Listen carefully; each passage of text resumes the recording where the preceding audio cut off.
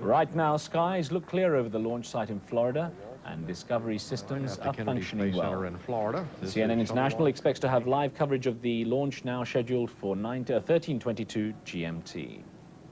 Launch time is about an hour from now at 13:22 GMT. Earlier in the morning, the 5 astronauts boarded the shuttle for its 17th mission since its first flight in 1984. The astronauts plan to deploy a communications satellite, take a walk in space, and study hot distant stars. We'll keep you posted in the latest from the Kennedy Space Center.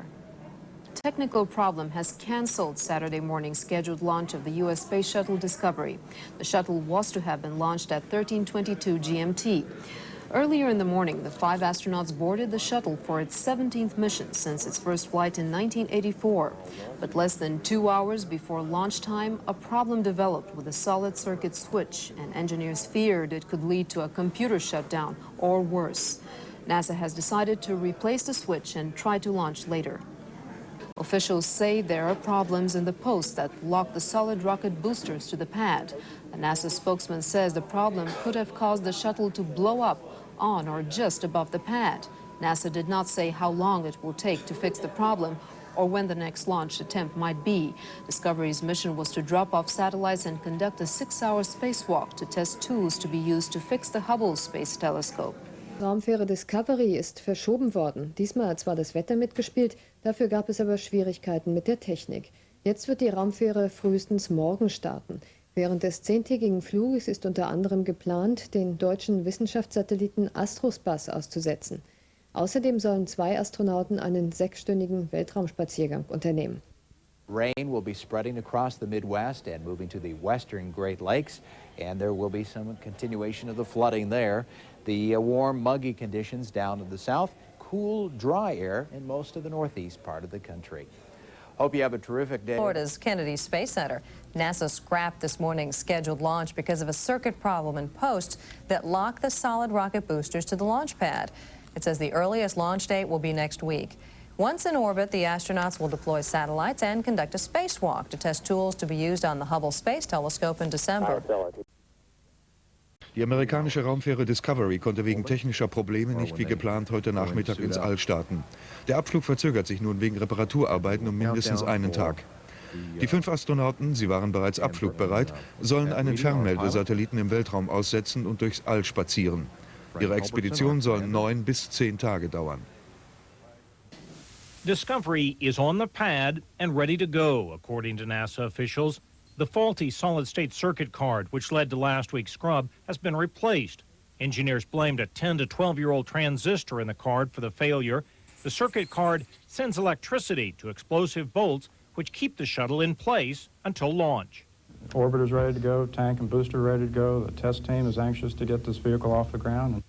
Last week's scrub was a disappointment for ground controllers and the shuttle's 5-member crew. This is the 5th shuttle mission this year. All but one have had their initial launch scrubbed, either because of equipment problems or bad weather. I suspect if you take all the launch attempts over the last 3 or 4 years, it probably averages out to launching on the first attempt about half the time, and that's about right. This is planned as a 9-day mission. It will include 2 satellite deployments, the recapture of one of the satellites, and a 6-hour-long spacewalk to test equipment for the Hubble Space Telescope repair flight. Wow. That hair-like storage bag is really something. Aside from live pictures of the spacewalk, there should also be some impressive pictures of the shuttle itself. An IMAX camera and a television camera are attached to a German-built pallet. The cameras will be used to photograph Discovery while it orbits the Earth. Tony Clark, CNN, reporting.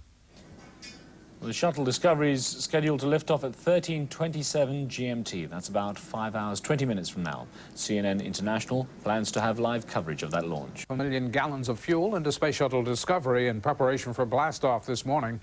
The launch is scheduled for about 9:30 Eastern Time. The mission was delayed last week when a faulty switch fired up the electronic rocket release system 2 hours early. Once in orbit, Discovery's crew will release an experimental communications satellite. A launch a little more than 3 hours from now. The crew just suited up and is preparing to board the shuttle. But NASA says a large thunderstorm in the area could delay the launch. Tony Clark has more on Discovery's mission, which has already been delayed once. to launch the Shuttle Discovery at 13:27 GMT. That's about 3 hours from now. CNN International plans to carry that launch live. That features a satellite deployment and a spacewalk. NASA hopes to launch the Shuttle Discovery at 13:27 GMT. And CNN International plans to carry that launch live. In preparation for this morning's launch, blastoff is scheduled for about 9:30 Eastern Time. NASA says a large thunderstorm that had threatened to delay the launch is moving away. The 5 astronauts boarded the shuttle at sunrise, ready for their 9-day mission. They plan to deploy an experimental communications satellite expected to help relay data 20 times faster. A spacewalk is also scheduled. Boarded in preparation for this morning's launch. Blastoff is scheduled for about 9:30 Eastern Time. NASA says a large thunderstorm that had threatened to delay the launch is moving away. The mission was postponed last week when a faulty switch fired up the electronic rocket release system 2 hours early. Up next. This is a special report from CNN International. Hello, I'm Relitsa Vasilova. In less than a minute, the U.S. Space Shuttle Discovery is scheduled to blast off from the Kennedy Space Center in Florida. All is going well, unlike last Saturday when the rocket release system activated too soon. The 5 astronauts will deploy an experimental communications satellite expected to relay data 20 times faster than other satellites. They will also use an ultraviolet telescope to study superhot stars. A spacewalk has also been scheduled during the 9-day mission, about to begin in a few moments. We're now listening to the final countdown. Discovery now controlling. Quick start. 25. 20. We have a breakout. GLS-6. And we have a cutoff. 101, LDB-1. Countdown clock is stopped at T-minus 19. Turbine speed, sensor 2. All personnel, sequence 18. Take 1045. And NP CGLS, the ignition subticks are safe. All engines are in purge sequence 3, and we're go for orbiter APU shutdown. There seems to be a problem with the shuttle right now. We do not know as yet what it is. We will bring it to you as soon as we know. The shuttle launch has been delayed.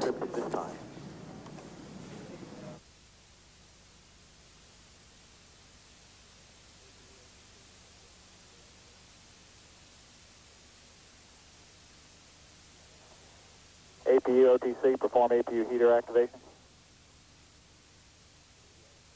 And CDR OTC, reconfigure heaters. CDR taking them to 2. APU shutdown's complete. Copy PLT. NAP GLS. GLS primary safety. Complete.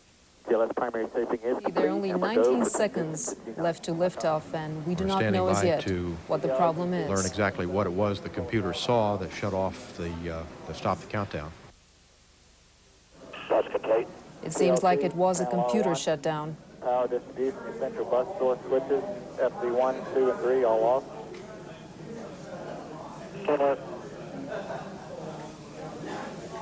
That's complete. And F8, flight controller power switch off. It appears that one of the hydraulic power units in the right-hand solid rocket booster did not activate. We're troubleshooting that problem. Flight entity ready for Z9. Right now you're listening to Mission Control explaining what is wrong with the shuttle. CMTL, CLOX, verify configure for Z1 to Z9 op transition, CMTL. CMTL ready. CLOX. CLOX ready. CLHY. LHY ready. ISL OTC configure for PCM to remote. ISL copies 32 in work.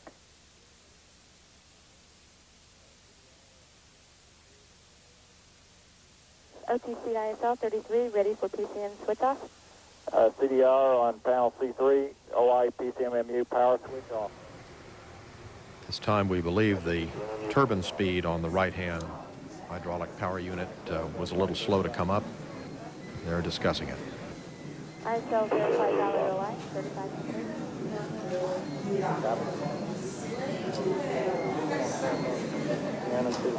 Okay, DPS, perform pass transition C9. Copy.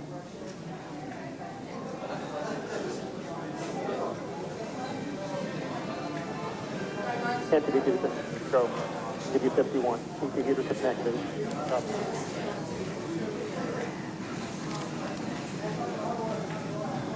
There's been a delay in the shuttle launch, as you just heard. We'll keep you updated throughout the day, and World News is right up next. From CNN International, this is World News. Hello and welcome. I'm Relitsa Vasilova. CNN's Science and Technology is coming up in just a few minutes, but first, here's a look at world news. For the second time in 1 week, NASA has had to scrap the launch of the Space Shuttle Discovery. About a half hour ago, just 19 seconds before liftoff, NASA delayed the launch. Early reports indicate there were problems with the shuttle's solid rocket booster. NASA says this will be an extended hold, and no date has been set for the next attempt. Discovery's mission was to deploy an experimental communications satellite. The first launch attempt was scrapped last Saturday, less than 1 hour before liftoff. Engineers traced the problem to an old electrical switch, which was replaced. NASA says this will be an, quote, extended hold, and it will be about a week before the next launch attempt. Discovery's mission was to deploy an experimental communications satellite. The first launch attempt was scrapped just last Saturday, less than 1 hour before liftoff. Engineers traced that problem to an old electrical switch, which was replaced. Der Start der US-Raumfähre scheiterte heute zum zweiten Mal innerhalb einer Woche. Genau 19 Sekunden vor dem Abheben unterbrach der Bordcomputer den bis dahin glatt verlaufenden Countdown. Wie aus dem Raumfahrtzentrum in Cape Canaveral bekannt wurde, war ein Fehler in einem der beiden Haupttriebwerke die Ursache für den Abbruch. Ein neuer Starttermin soll festgelegt werden, sobald die Ingenieure den Fehler beseitigt haben. Nur 19 Sekunden bevor die Raumfähre abheben sollte, musste der Countdown in Cape Canaveral abgebrochen werden. Der Bordcomputer hatte einen Fehler an den Triebwerken gemeldet. Die Mission war bereits vor einer Woche wegen technischer Probleme verschoben worden. Der dritte Startversuch wird nicht vor Montag unternommen. Die 5 Astronauten an Bord sollen unter anderem einen Fernmeldesatelliten im All aussetzen und einen deutschen Forschungssatelliten erproben. All dressed up with nowhere to go. The launch of the Space Shuttle Discovery was scrubbed Saturday because of a booster problem. Computers stopped the countdown just 19 seconds before liftoff. NASA officials expect the mission to be delayed at least a week. 1 week ago, the launch was canceled because of a faulty electronic switch. Wie die US-Raumfahrtbehörde NASA mitteilte, wurde der bereits zweimal gescheiterte Start der Discovery vom 4. auf den 12. August verlegt. Als Begründung nannte die NASA, dass am 11. August ein Meteoritenhagel erwartet werde, der in diesem Jahr nach den vorliegenden Satellitenbildern außergewöhnlich stark sein werde. Das Modell des Raumschiffs Vostok, mit dem Juri Gagarin als erster Mensch 61 um die Erde flog. Das Moskauer Ausstellungsgelände WDNH, Visitenkarte des Sozialismus. Es ist noch nicht so lange her, dass hier Hochbetrieb herrschte, ein patriotisches und touristisches Muss. Heute sieht alles ziemlich verlassen und öde aus. Herzstück des Geländes der Kosmos-Pavillon, Tempel der Errungenschaften der sowjetischen Raumfahrt. Tapfer strahlt Gagarin, aber die Errungenschaften mussten weichen. Frisch aus dem Westen, für die vielen Neureichen in Moskau. Die Errungenschaften der amerikanischen Autoindustrie. Gagarins Sojus und die anderen berühmten Raumobjekte sind vergammeltes Beiwerk für Luxusblech aus den USA. Man hätte nun wirklich keinen Autosalon hieraus machen dürfen. Woran sollen sich unsere Kinder erinnern? Wir sind extra aus dem Ural hergekommen, um uns die Ausstellung anzuschauen, und nun sowas. Als ich klein war, standen hier noch unsere Raumschiffe und irgendwie sah das damals würdevoller aus. Auch Gebrauchtwagen werden hier demnächst ausgestellt, Automarkt und Sowjetgeschichte nebeneinander. Im Winter sollen Sputnik und Co. endgültig ausgelagert werden, dann wird der berühmte Kosmos-Pavillon an den Meistbietenden verpachtet. Der Staat kann sich den Unterhalt der Halle anders nicht mehr leisten. Vielleicht bleiben die Ami-Schlitten, vielleicht kommt eine Disco rein. Das neue Russland hebt wirklich ab. Nach ihrem Start in Kalifornien ist eine amerikanische Trägerrakete vom Typ Titan IV in Feuer aufgegangen. Die Rakete sollte eine geheime Ladung, nach Ansicht von Experten, einen Spionagesatelliten ins All befördern. Seit der Explosion der Raumfähre Challenger vor 7 Jahren werden geheime militärische Geräte in den USA immer häufiger mit Titanraketen ins All befördert.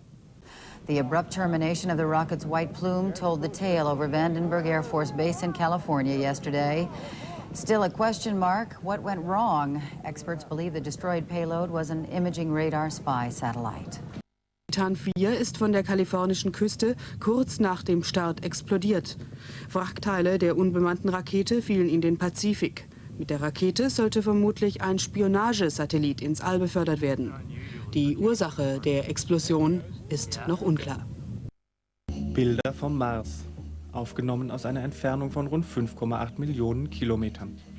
Zum ersten Mal seit 17 Jahren ist wieder ein von Menschenhand geschaffener Himmelskörper auf dem Weg zu unserem Nachbarn im All. In knapp 2 Wochen wird die Sonde den Mars erreichen und in eine Umlaufbahn über die Pole einschwenken. Untersucht werden sollen dieses Mal geologische und klimatische Phänomene.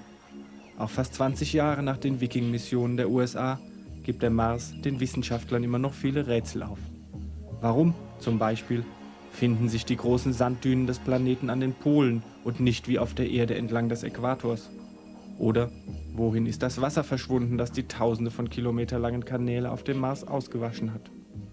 Doch die Mission der NASA ist nur der Auftakt zu einer ganzen Reihe neuer Mars-Projekte. In Russland und in Japan werden weitere Flüge geplant. An ihrem Ende steht möglicherweise die Erfüllung eines alten Traumes. Der erste Flug von Menschen zu einem anderen Planeten unseres Sonnensystems.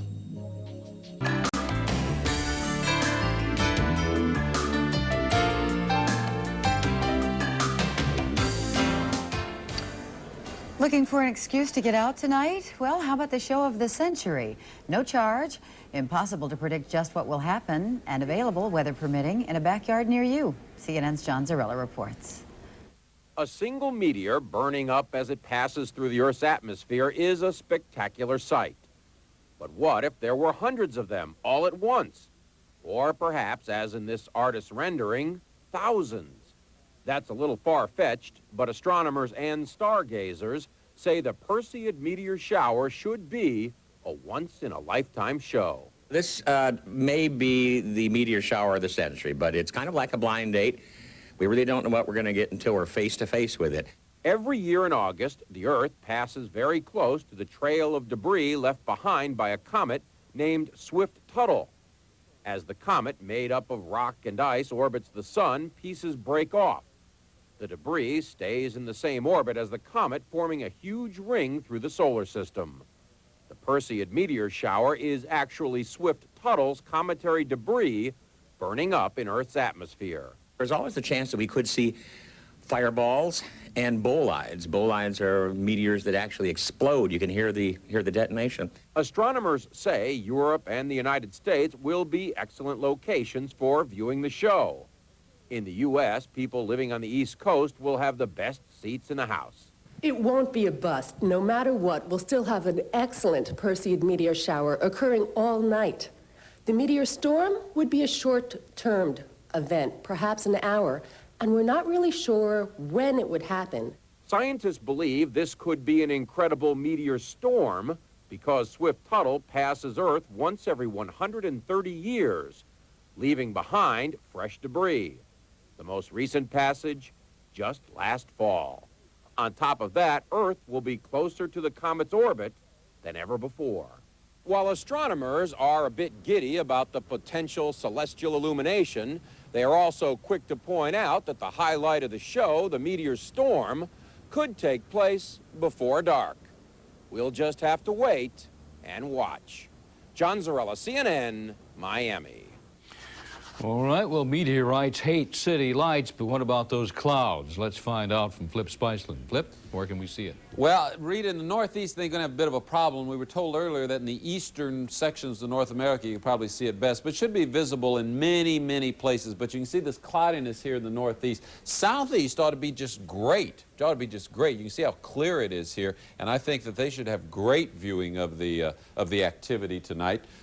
You can see back here in the middle of the country very heavy cloudiness, indicative of very heavy rainfall. And this is really bad news because this is heavy rainfall for the second day in a row that's going to end up in the Mississippi River. And this heavy rain is going to move across the Mississippi River.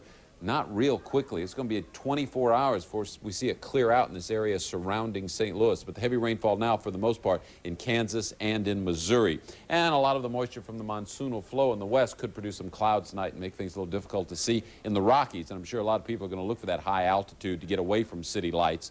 But there could be some clouds in the area due to the monsoonal flow. But much of the nation is clear. I mean, we have certainly seen worse weather than this in recent days. There is no doubt about that. A quick look at the CNN color radar summary will show you that heavy rainfall right back here in the middle of the country and some of the rainfall under those clouds in the east. And a cold front coming out of the Rockies into the northern plains could produce some thunderstorms this afternoon. We'll be back in a moment and take a look at all of our forecast weather maps. Erklären Sie uns bitte, Sternregen, den gab es ja schon mal, nämlich das letzte Mal, wie ich hörte, am 13. November 1883. Warum eine solche Erscheinung erst heute wieder? Ja, also es ist immer mal ein Sternschnuppenschwarm, aber dieses Jahr ist es besonders stark. Es ist ja so, dass die Erde durch eine kosmische Staubwolke rast, die Bahn eines teilweise aufgelösten Kometen.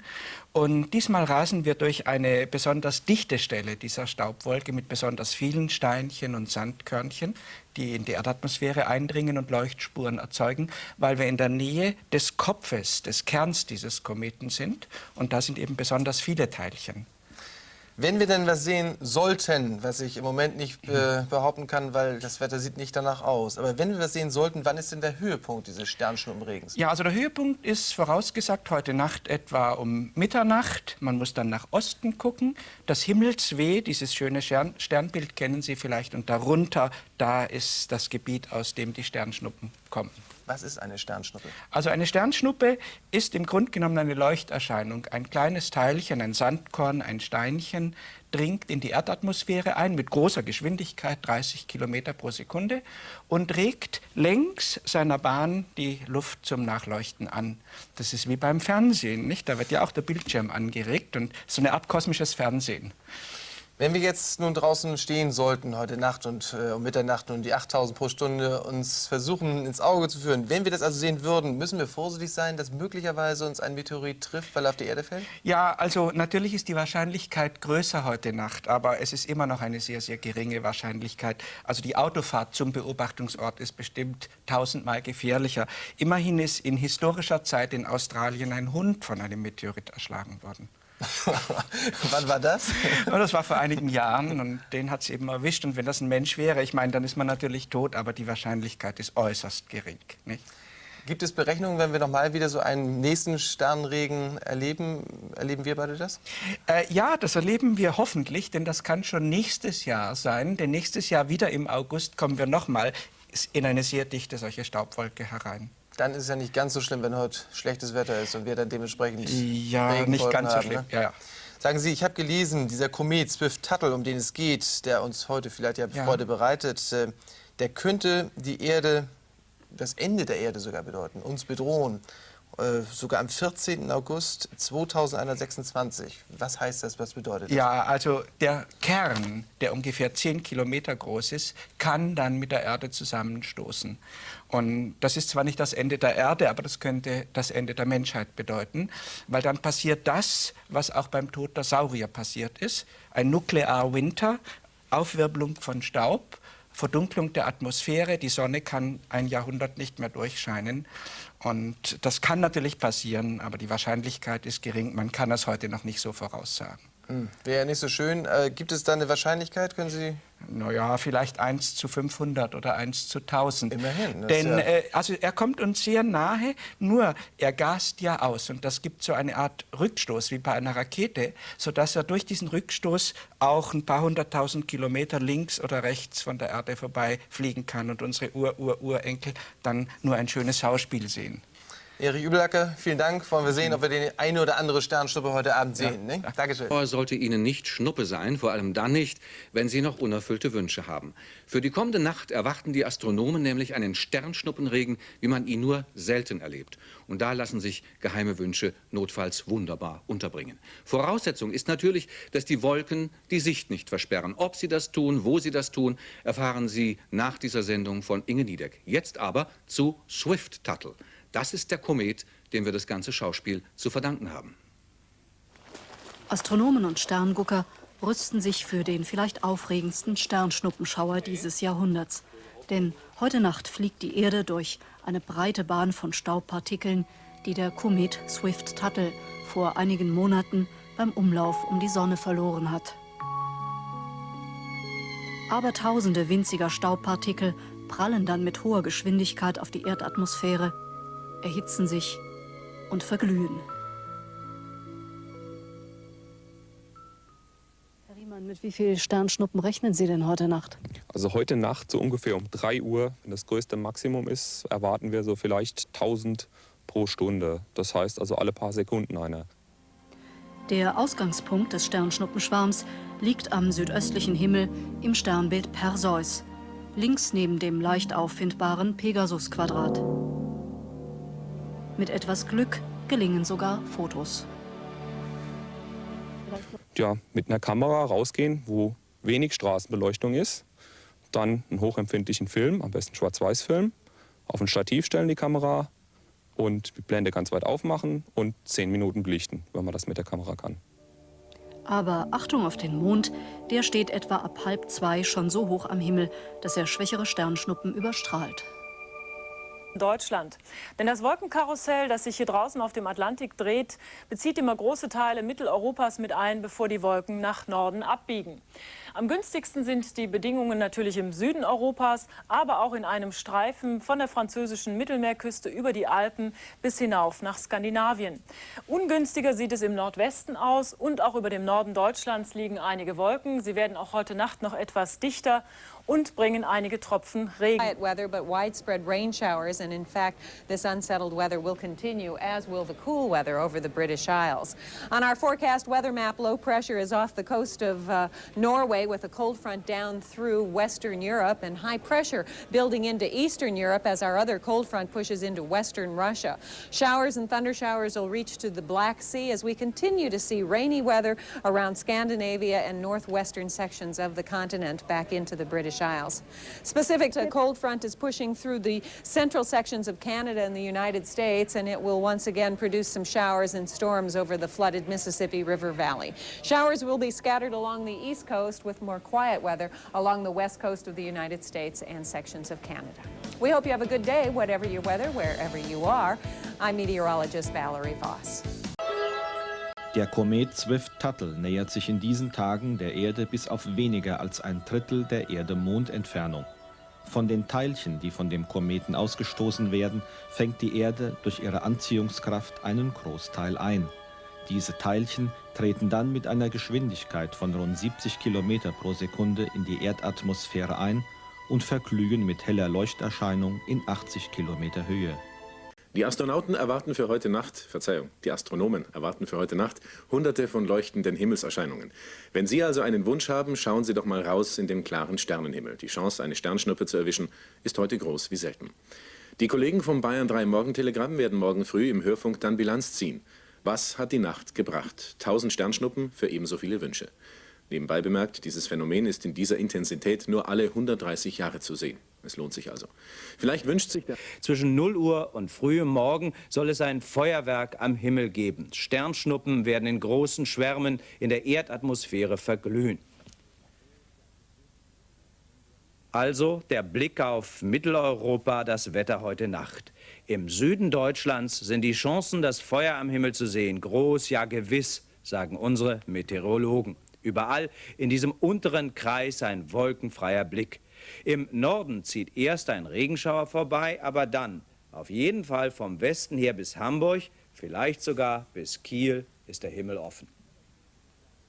Guten Abend, liebe Zuschauer. Also, wenn Sie nichts anderes vorhaben heute Nacht und schlafen, können wir ja noch in den vielen Nächten des Jahres. Es ist gut 150 Jahre her gewesen, dass die Natur den Menschen auf unserem Planeten ein solches Schauspiel bot. Man tritt auf den Balkon oder vor die Tür und schaut nach Südosten, wo immer bei Ihnen auch Südosten ist. Dort, wo der Himmel klar ist, dürfte das Schauspiel eigentlich gar nicht zu übersehen sein. Diejenigen unter uns, Fachmann oder Laie, die ganz besonders fasziniert sind von Sternen und Planeten, pilgern schon seit Tagen, also seit Nächten, auf irgendwelche Höhen und messen ihre Fernrohre und Fotoobjektive durch. Hildegard Werth und Hermann Berndt haben solche Pilger schon gestern Nacht in der Nähe von Heidelberg beim Aufmarsch und bei der letzten Probe begleitet. Es ist kurz vor Mitternacht. Eine Burgruine nahe Heidelberg. Ein guter Platz für ihr Unternehmen finden die Männer, die im Licht der Scheinwerfer Fotoapparate und Ferngläser aufbauen. Nach oben gehen ihre Blicke. Das, was sie sehen wollen, ist jetzt noch nicht zu finden. Der Himmel ist leicht bewölkt. Der Mond zeigt sich schon. Vielleicht kommen sie ja auch bald, die Sternschnuppen. Es ist Forscherinteresse, vor allem aber auch Neugier, was die Heidelberger Wissenschaftler in dieser Nacht wach hält.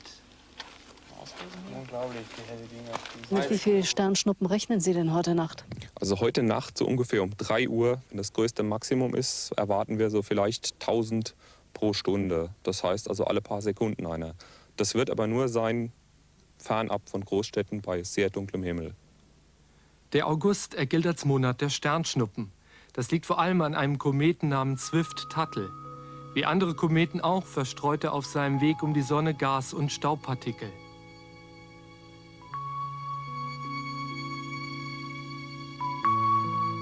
Immer wenn die Erde seine Bahn kreuzt, und das ist heute Nacht der Fall, kommt es zu besonders schönen Sternschnuppenschwärmen. Dabei sind die meisten winzig, etwa so groß wie Staubkörner. Dass sie wie auf diesem Foto aufleuchten, liegt daran, dass die Luft sie beim Eintritt in die Atmosphäre zum Glühen bringt.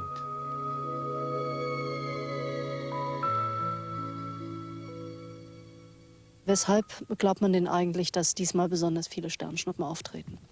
Weil die Erde eben sehr nah an der Bahn des Kometen vorbeigeht. Nicht an dem Kometen selbst, der ist 547 Millionen Kilometer von uns entfernt. Aber wir gehen sehr nah an der Bahn vorbei und Sternschnuppen ist Material, das der Komet auf seiner Bahn übrig gelassen hat. Von der Erde aus, klaren Himmel vorausgesetzt, sieht man sie am Südosthimmel. Es scheint, als würden sie aus dem Sternbild des Perseus kommen, was aber eine optische Täuschung ist. In dieser Nacht, jener vor der eigentlichen Sternschnuppengala am Himmel, ist die Ausbeute schlechter als erwartet. Ganze 9 Sternschnuppen zählen die Männer, aber heute Nacht werden sie wieder da sein. Das Wetter verspricht gut zu werden und auch er, der Astronom aus Prag, wird Luftmatratze und Fernglas wieder dabei haben.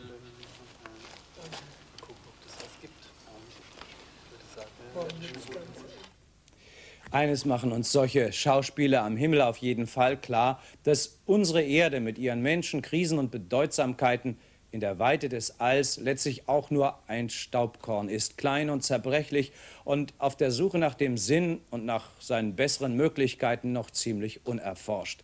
Das, was uns so aufregt Tag für Tag in den Nachrichten, kann nach dem Maßstab der unendlichen Kulisse möglicherweise nur Verirrung sein. 2, 4, 6, 8, 10, 12, 14. Snoppe! 16 Stück in 5 Minuten. P1, -2, 5, was bedeutet das eigentlich? Die P, das ist also der Buchstabe Perseid. Das ist also diese Abkürzung für die Sternschnuppen, die heute Nacht besonders bevorzugt fallen.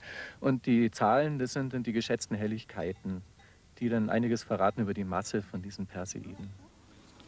Viel schöner als durch die Kamera sieht man die Sternschnuppen aber immer noch mit bloßem Auge. Eine ganz tolle Sache, was man normalerweise in der Stadt einfach nie hat. Und irgendwo ein bisschen Jagdfieber, hier eine Schnuppe, dort eine Schnuppe und dann mal die Gelegenheit, vielleicht eine ganz helle zu sehen. Ist einfach schön. Wie sieht denn Ihre Bilanz aus jetzt? Jetzt ist es also gerade kurz nach 3 und die Fallraten sind wirklich gewaltig. Wir haben jetzt in 5 Minuten haben wir jetzt hier 35 und darunter sehr, sehr helle. Und somit liegen wir also wirklich in dem Bereich, wo man sagen kann, es ist eine sehr, sehr hohe Meteraktivität. Wir sind also außerordentlich zufrieden. Dem Milchvieh allerdings sind die Sterne Schnuppe. Wenn die Sonne aufgeht, gehört die Walleralm wieder ihnen. Die Astronomen aber schreiben in ihr Buch 1063 Sternschnuppen. Und sie sind sehr zufrieden. In about 10 minutes, the U.S. Space Agency will know if its luck has changed.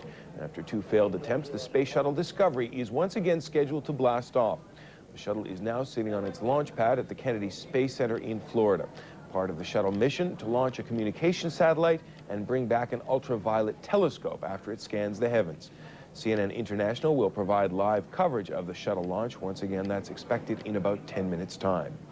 I'm Jonathan Mann. We'll have more world news coming up at the top of the hour. Right now, stay with us. Larry King is next. This is a special report from CNN International. Hello, I'm Jonathan Mann. We're interrupting Larry King now for live coverage of the Shuttle Discovery as it makes its third launch attempt in 3 weeks. Twice delayed by mechanical problems and then by a meteor shower, the shuttle is, if it is able, to go into space to deploy 2 satellites and carry a crew of 5 astronauts for a 9 or 10-day mission. Let's listen in now as the shuttle makes its preparations. Initiate O2 flow, and Frank, have a great mission. Okay, let's go for EP, LH2. Roger, that's in work, and thank you very much.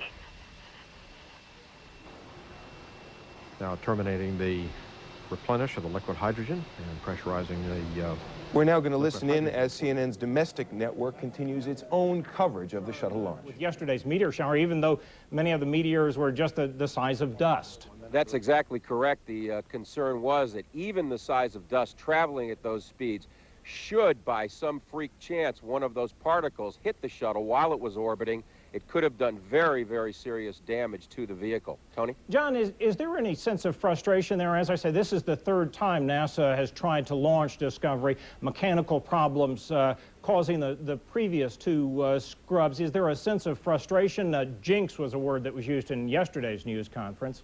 Well, the concern we hear around here at the Kennedy Space Center is that if for some reason they had to delay again, that it would start to affect their downstream planning on their future missions. They've got another one coming up next month, and then they get into a busy fall schedule. That was the big concern here as much as anything else, Tony. Right now, the countdown clock is the final seconds. Let's listen in to commentator George Diller as he counts off those final seconds. T-minus 30 seconds. Start. 25. Mike, let us know when we can go. Standing by to activate the sound suppression water system in 5 seconds. 15. T-minus 10, 9, 8, 7. Go for main engine start. 3 main engines up and burning. 3. We have a cutoff. Progress. After BFS for 101, LDB shows 1. Continue to SSE, perform our service aboard. CDR station is in progress. I copy CDR NTD panel 06. And the main engine cutoff. CDR NTD panel 06, CTC mode 5. Safing in work. That's done. Evident work. NHTD GLS mission acceptance for safe. All 3 engines are showing post-shutdown standby. We'll go for orbiter HC shutdown with no MPS fire detectors tripped. Orbiter access arm now back in position. Copy CDR PLT NTD, perform APU shutdown. APU shutdowns in work. CMPL CLOX verified lock bleed path. CMPL verifies bleed path established and heat shield water is on. CLOX verified. Discovery is now in the safe configuration. Crew is in no danger. MPS copies in work. CMPL fire detector status. CMPL no fire detectors trip. CGLS still no fire detectors on your screen. That's correct, and our primary safing is complete. We're go for transition to G9. I copy. MPL water daily is still on. The water is on. CLHY leak detector status. Turbo, this is Fire Room 1. Will you get us the TSM readings as soon as you can? BT prop, no fires. Copy. CGSS verify OA extended and locked and report status at emergency egress temp and flame detectors. Verify OA extended and locked and no indications of fire on egress route. Right now, NASA is going through the safing process for the shuttle Discovery. No indication, no word yet of what caused the computers to shut down the shuttle's engines in the final seconds. This is the third time equipment problems have forced Discovery, have kept Discovery on the ground, and because the engines began to fire, this will likely be a long delay. We have seen this before when a shuttle had begun firing their engines and had the engines shut down, and they had to replace the engine. So this is expected to be, be expected to be a long delay. Let's listen in for just a minute and see if we can find out exactly what happened. EPD. EPD verifies 18 to 19. OOS verifies 20. CBRS. CBRS verifies 21. All personnel post-aboard safety checks are complete. Proceed to recycle control sequence 18 on page 1045. Verification that the space shuttle is safe. We have no indication of any fires in the aft area. Performing recycle. Okay, NTT Eastern Flight, that's in work. APU OTC, step 18.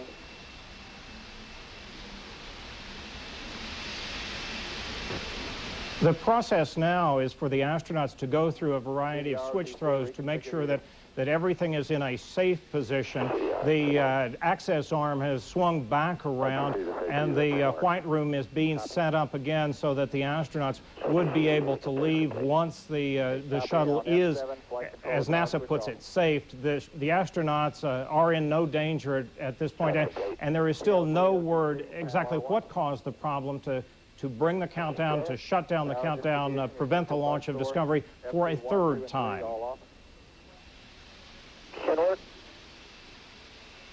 That's complete. And on F8, flight controller power switch off. CLT flight controller switch power is off. Okay, copy that. CGSS OA extended lock configured retract. That's verified.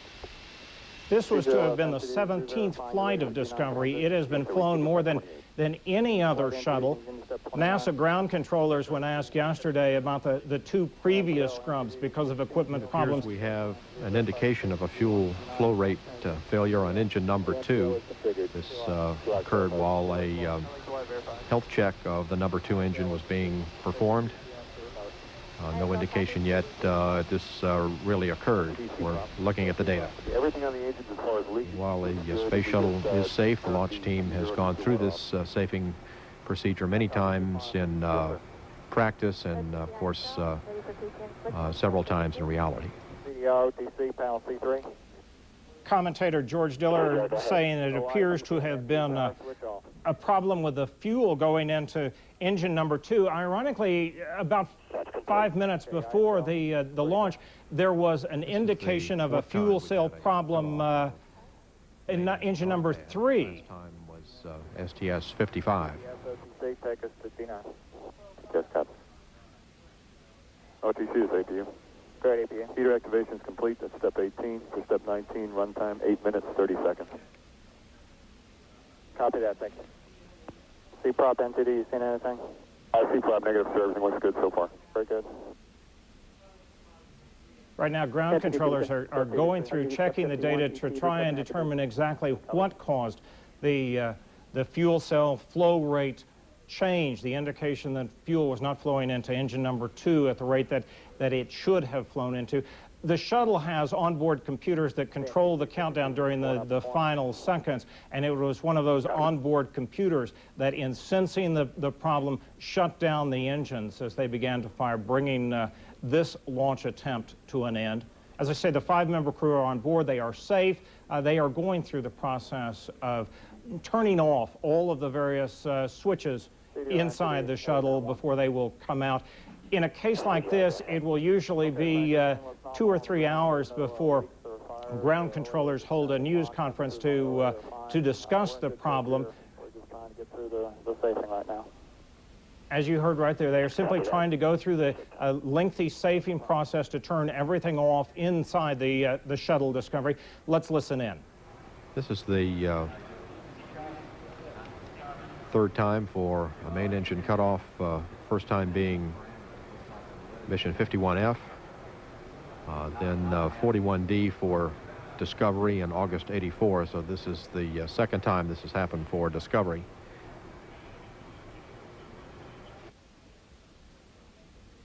CACD, NTD, 212, verify ET, IT, OT constellation, work on 10 pads. And 55 cutoff was Discovery. The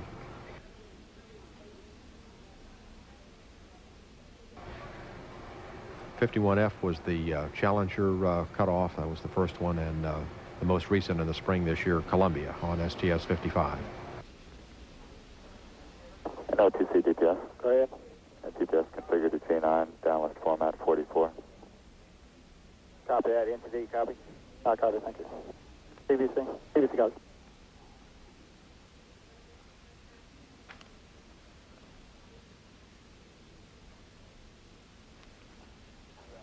TVC, NTD.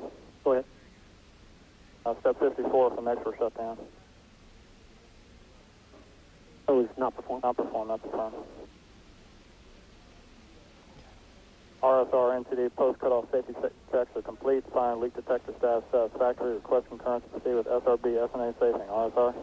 Today's today's launch scrub, it creates a problem, a scheduling problem for NASA. There were 8 shuttle missions planned for this year, and already this delay, this nearly month-long delay, is expected to push one of the high points of the shuttle mission into next year. That was the planned November launch of Discovery, a launch that would include a Soviet cosmonaut on board as part of a joint series of joint U.S.-Russian missions. John Zarella is there at the Cape. John, we have seen this main engine shut off 2 other times before, the last time with very recently with Columbia. This, as I was saying earlier, should take a while because my recollection is they end up changing out the engines. No doubt about that, Tony. If they find that it is a problem, it might likely be the engine that has to be changed out. It could also be just a bad sensor, but it's going to take some time to determine that. One of the interesting things about Discovery is that NASA has always maintained that for whatever reason, Discovery is the cleanest of the shuttle vehicles, and they very rarely have delays of this magnitude. 3 now for technical problems with Discovery.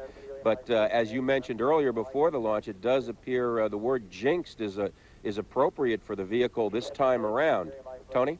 And John, you know, this comes at an inopportune time for NASA as the nation focuses on spending for programs, the space station, for example. To see NASA trip time after time after time being unable to put the shuttle in orbit certainly puts additional pressure on the space agency at this time of budget cuts and increases the kind of strength that opponents perhaps of the space station may have in saying that the technology is not either there or the ability, NASA's ability to get shuttles into space is not what is expected, not worth the cost. So that's something undoubtedly we will watch. John, the Hubble telescope mission, the repair mission scheduled for December, is still on the books. Will this? Do you think this will delay that? Will that push that into next year? Well, I certainly don't think NASA wants to do that. They are already, the astronauts are preparing for the mission. They would probably like to get that one off the ground, if at all possible, and get that repair mission out of the way. I think it's also interesting to note that from the flip side of what you say, that NASA's response will be, yes, but we're erring at all times on the side of caution when we have these delays, although in this case it was a shutdown by the computer system, and they will tell you that the hardware, the software is doing what it's supposed to do so that we don't end up with catastrophic disasters like the Challenger incident, because things are working properly, the safeties, the backups that have been built in.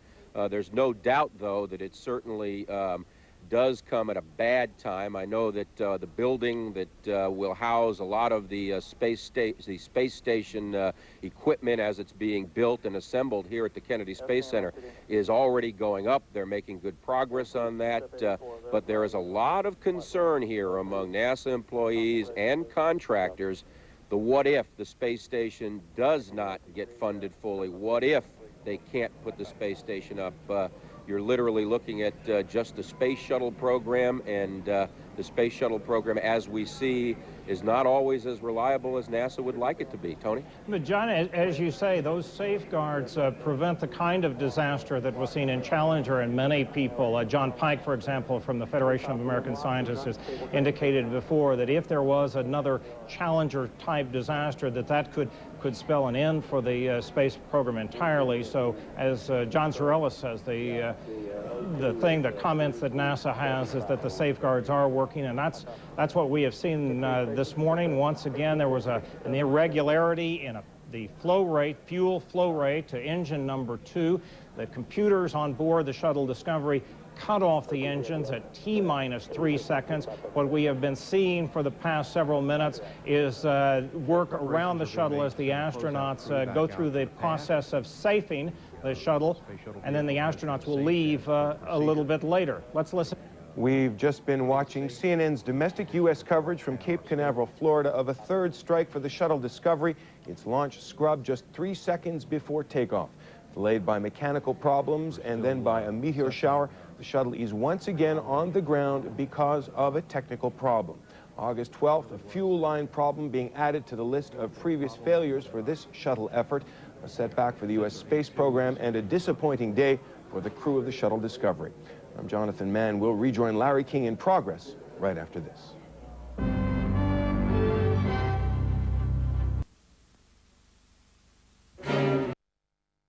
A CNN special presentation. 3 main engines up and burning. 3. We have a cutoff.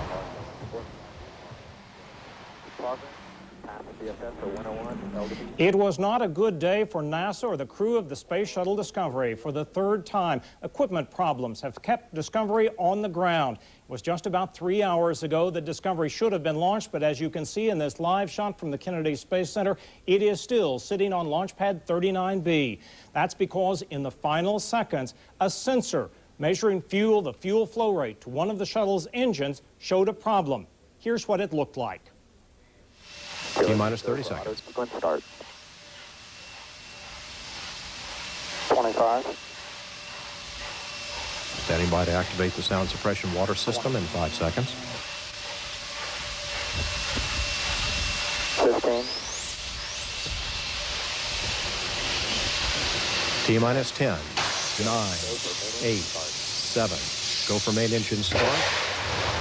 3 main engines up and burning. 3. We have a cutoff. Progress. Pass the BFS at 101. LDB shows 1. CTU SSE, perform RSLS abort. CDR station is in progress. I copy CDR NTD panel 06. Have a main engine cut off. CDR NTD panel 06, CTC mode 5. Safing in work. That's done. President Hood. NTD GLS ignition set to safe. All 3 engines are showing post-shutdown standby. Or go for orbiter HC shutdown with no MPS fire detectors tripped. Orbiter access arm now back in position. Copy CDR PLP NTD, perform APU shutdown. APU shutdowns in work. CMPL CLOX verified block bleed path. CMPL verifies bleed path established and heat shield water is on. CLOX verified. Discovery is now in the safe configuration. Crew is in no danger. MPS copies in work. CMPL fire detector status. CMPL no fire detector trip. CGLS still no fire detectors on your screen. That's correct, and our primary safety is complete. We're go for transition to G9. I copy. MPL water daily still on. Water is on. CLHY leak detector status. HCD verifies 13 and 14. CGSF. CGSF verifies 15. APU. APU verifies 16. CBHY. CBHY verifies 17. EPD. EPD verifies 18 and 19. OOS. OOS verifies 20. CBRS. CBRS verifies 21. All personnel post-aboard safety checks are complete. Proceed to recycle control sequence 18 on page 1045. Verification that the space shuttle is safe. We have no indication of any fires in the aft area. Perform your recycle. Flight NTD, can you give me step 29? Yes, sir. We can give you step 29 is complete. CMPL, NTD, CMPL. It appears we have an indication of a fuel flow rate failure on engine number 2. This occurred while a health check of the number 2 engine was being performed. No indication yet this really occurred. We're looking at the data. Everything on the engines as far as leaking. While the space shuttle is safe, the launch team has gone through this safing procedure many times in practice and, of course, several times in reality. CDR, OTC, panel C3. CDR, go ahead. OI, PCMMU, power switch off.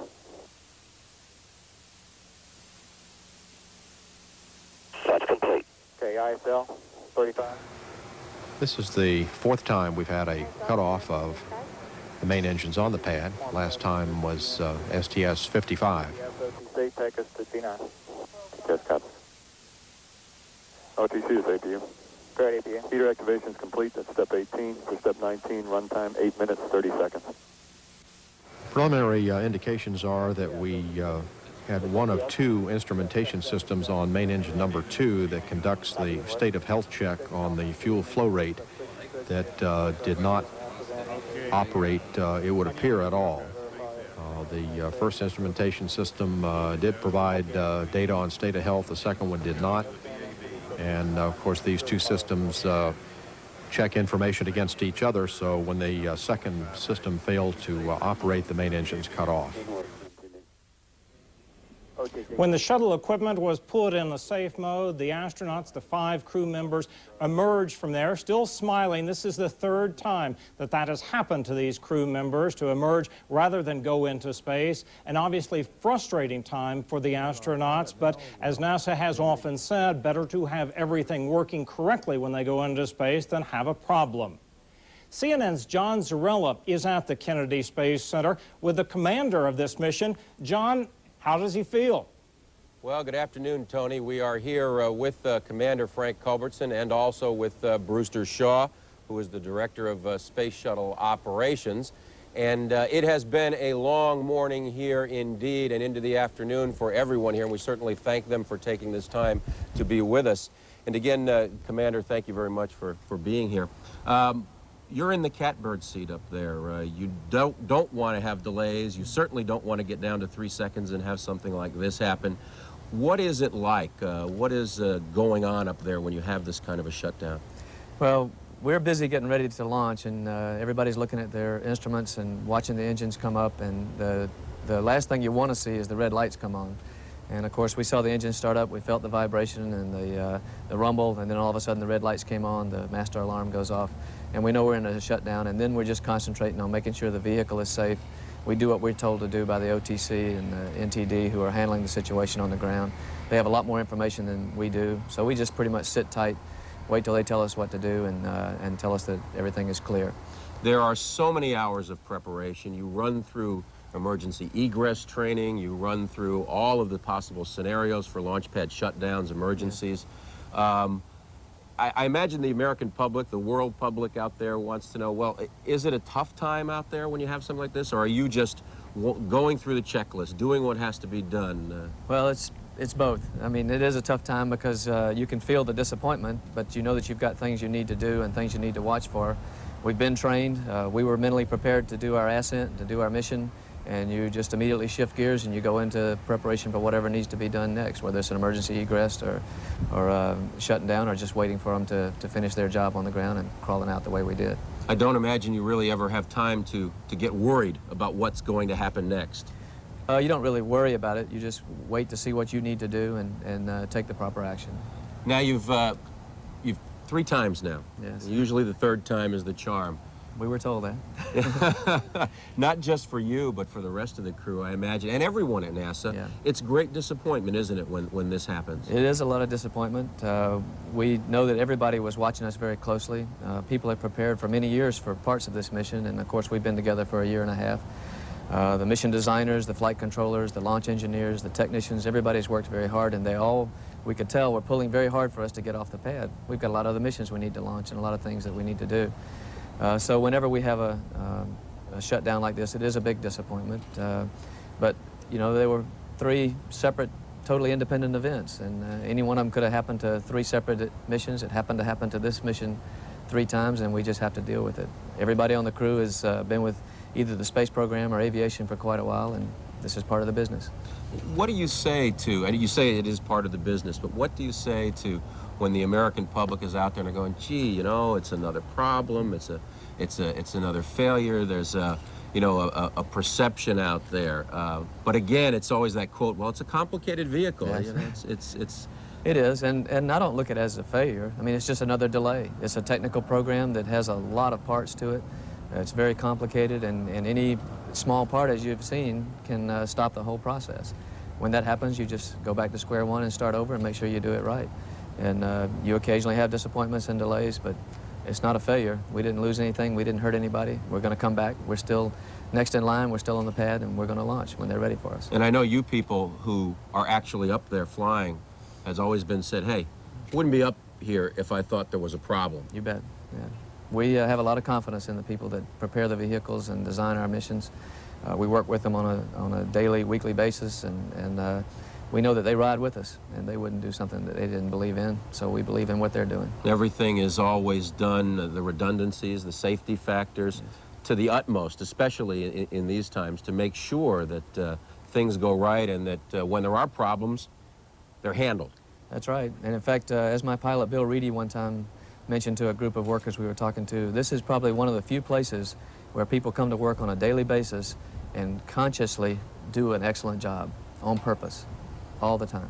Commander, thank you very much for joining us, and good luck, because I know there'll be a next time, if not in the next week, a couple of weeks from now. We'll be back. Thank you very much for joining us. Again, that was Commander Frank Culbertson, who was on Discovery this morning. And coming up next, after this commercial break, we'll be talking with Brewster Shaw, Director of Space Shuttle Operations.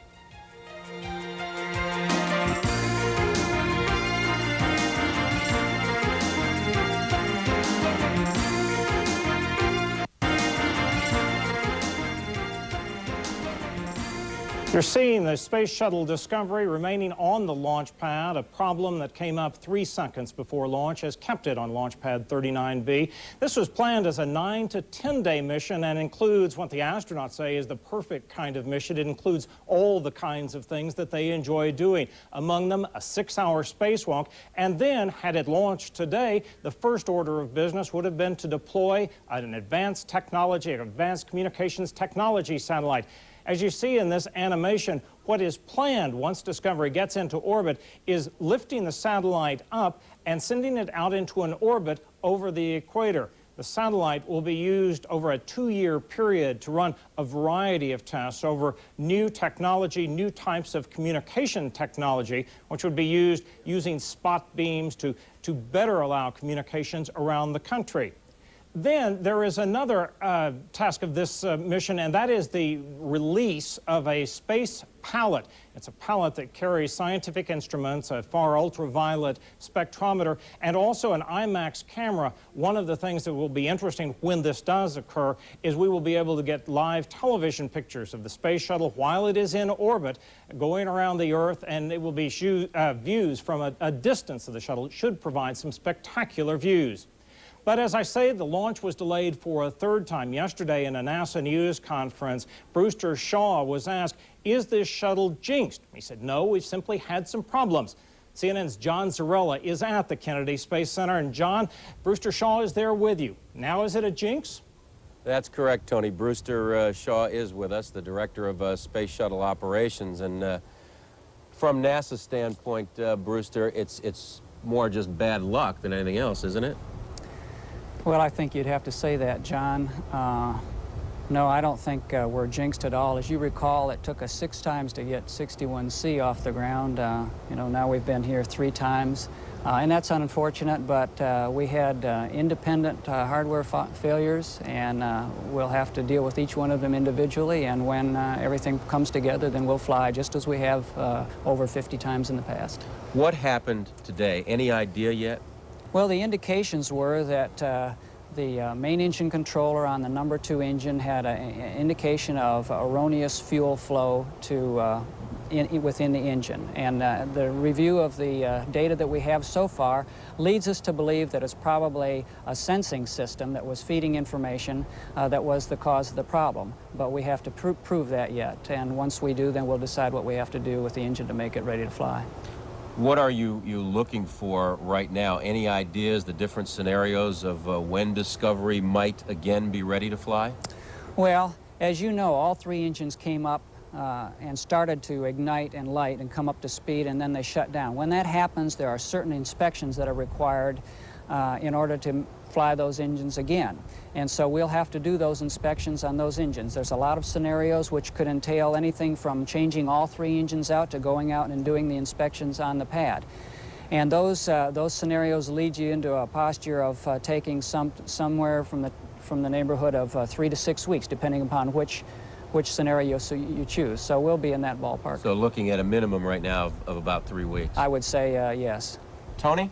Brewster, this is Tony Clark at CNN Center in Atlanta. I'm curious, what do you say to people around the country, critics of the space program, who may say either that the program is too complicated, or they look at this year where so far only one of the 5 missions has gotten off on time? Well, that's true, and it's unfortunate, especially after coming off a year like last year where we flew 8 flights, 7 of them on time, essentially. And it is disappointing, and of course, we'd all like to fly on time. But with a complicated system like a space shuttle, these things happen to us. Everyone's disappointed when their car doesn't start in the morning, but that does happen, just the same way we have hardware problems with this hardware. It is complicated, but you know, just because we've scrubbed 3 times on this flight, we have flown over 50 flights with the space shuttle, and we've done a lot for the country so far. Don't give up on us. We're going to be there. What does it do to the shuttle schedule for this year? Because you wanted to fly 3 more flights this year, and one of those also would use Discovery. Well, I think that we have a good chance of still flying 3 more flights this year, and one of them being Discovery. I don't think we're blown out of the water on that at all yet. Brewster, what does it look like as far as any possible scenarios with the Hubble mission or the joint U.S.-Russia mission? You've got options you can work there if you have to move a mission? Well, that's true, John. And right now, I don't see any threat to the Hubble surface mission that's scheduled for early December. And certainly, I don't see any threat to the downstream flights, particularly supporting the joint endeavors with the Russians.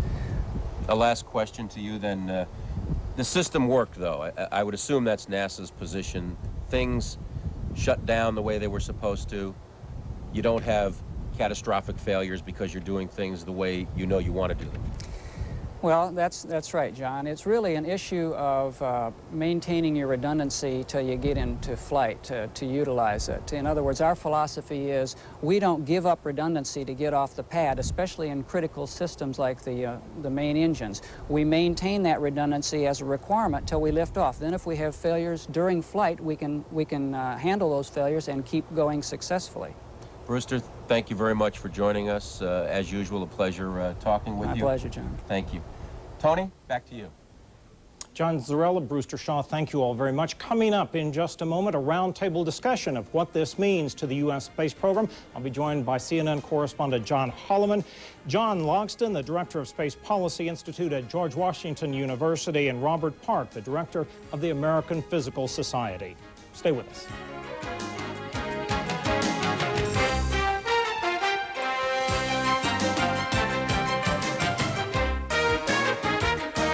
You're looking at a live shot of the Space Shuttle Discovery at the Kennedy Space Center. It was supposed to have been launched into orbit this morning, but a problem with the equipment has kept it on the launch pad, that for a 3rd time. What does that mean for NASA and the U.S. space program? I'm joined by John Holloman, CNN correspondent who has long covered space, Robert Park, who is with the American Physical Society, and John Logston, the Director of Space Policy Institute at George Washington University. First, Mr. Park, what do you make of this? Is there an overall impression that you get of this 3rd time failure?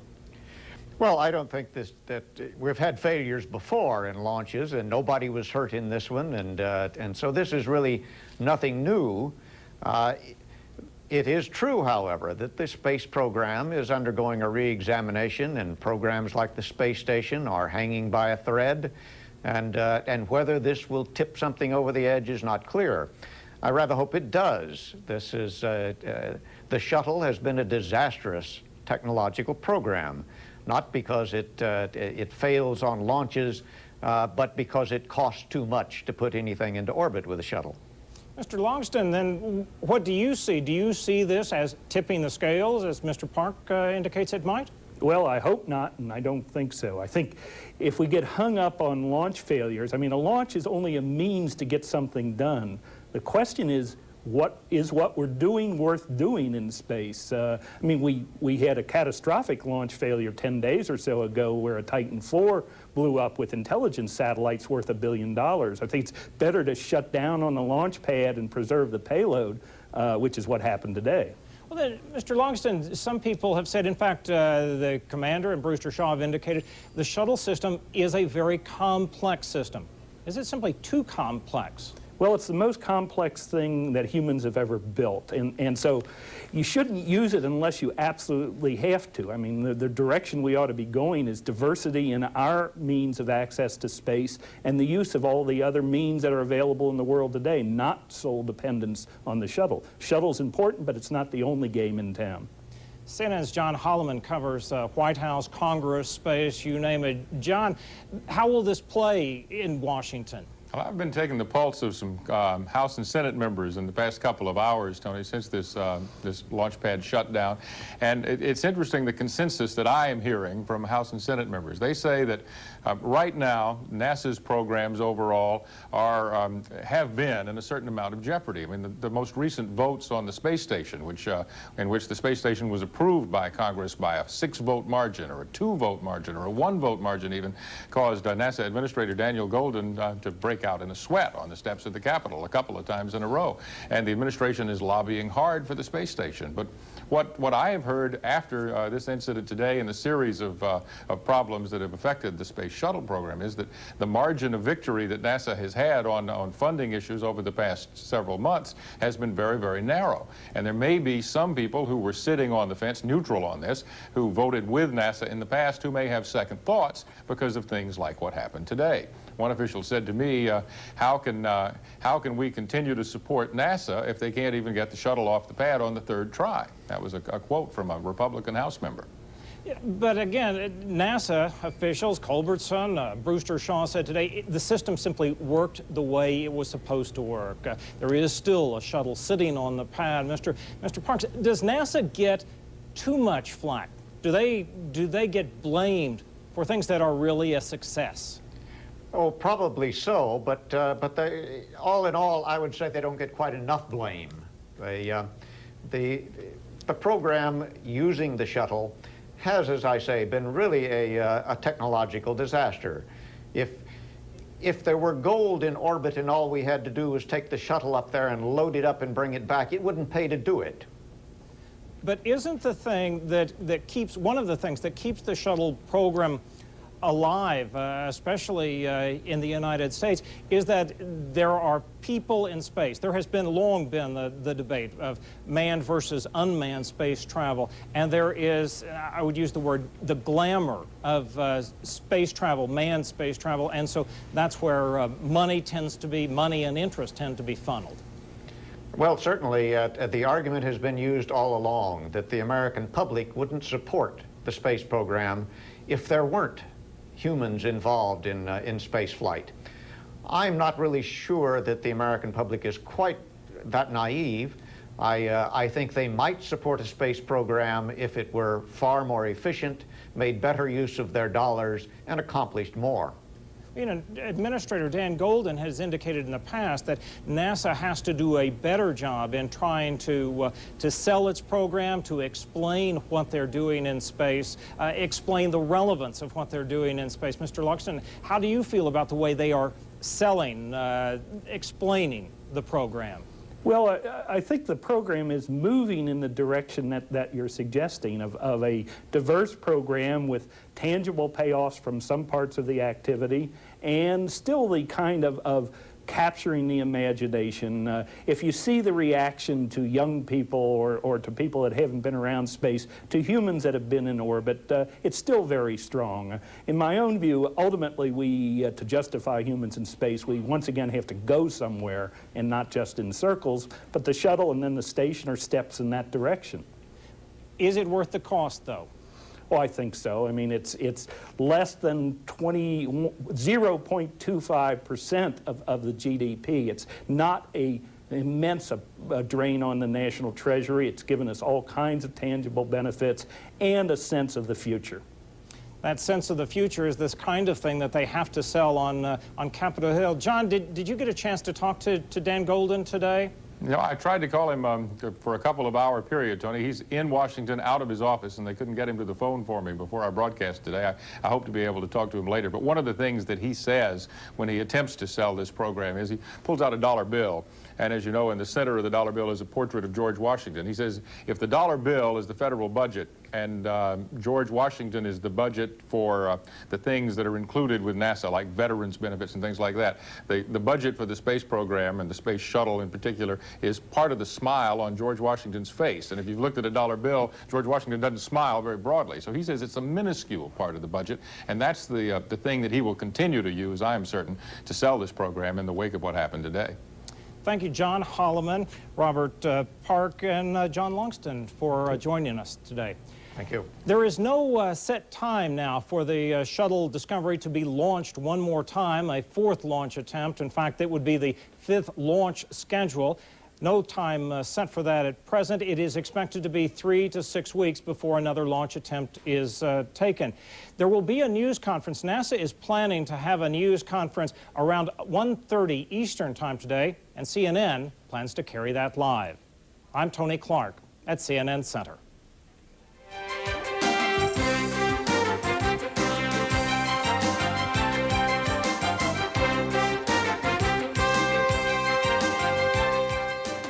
This has been a CNN special presentation. 3 Sekunden vor dem geplanten Abheben schaltete der Computer die Triebwerke ab. Als Ursache nannte die NASA Probleme mit der Treibstoffversorgung. Bei den ersten 3 Versuchen waren technische Fehler sowie der Meteoritenhagel von gestern Nacht die Gründe für den Aufschub. Die 5 Astronauten sollten 2 Satelliten, darunter den deutschen Forschungssatelliten Astrospace, in eine Erdumlaufbahn bringen. Außerdem war ein 6-stündiger Werkzeugtest im freien Raum vorgesehen. Ein neuer Starttermin für die Discovery ist noch nicht bekannt. Dritten Mal hintereinander musste heute der Countdown der US-Weltraumfähre Discovery abgebrochen werden. Nur 3 Sekunden vor dem Start um 15:10 Uhr schaltete der Computer die Triebwerke ab. Der Fehler diesmal: Ärger mit der Treibstoffzufuhr. Die 5 Astronauten sollten im All 2 Satelliten aussetzen. Erneut in einem Debakel. Auch der 4. Startversuch in Cape Canaveral in Florida musste abgebrochen werden. Diesmal 3 Sekunden vor Zündung der Haupttriebwerke. Nach Angaben der NASA gab es offenbar Probleme mit der Treibstoffzufuhr. Der letzte Anlauf am 4. August war wegen eines möglichen Meteoritenhagels verschoben worden. Die 5 Astronauten müssen nun wahrscheinlich wieder mehrere Wochen bis zum nächsten Startversuch warten. Die vom Pech verfolgte Discovery-Mission soll 2 Satelliten im All aussetzen. Start erneut abgebrochen. Nur 3 Sekunden bevor die amerikanische Raumfähre abheben sollte, schalteten Computer die Triebwerke ab. Der Grund: technische Probleme bei der Treibstoffzufuhr. Um eine Explosion zu verhindern, wurden die Tanks mit mehreren tausend Litern Wasser gekühlt. Es war der 4. vergebliche Anlauf für die Discovery-Mission. Die Fähre soll unter anderem einen deutschen Forschungssatelliten ins All bringen. Bilderbuchstart eines Prototyps. Die neue Leichtbaurakete kann vertikal fliegen und wieder landen.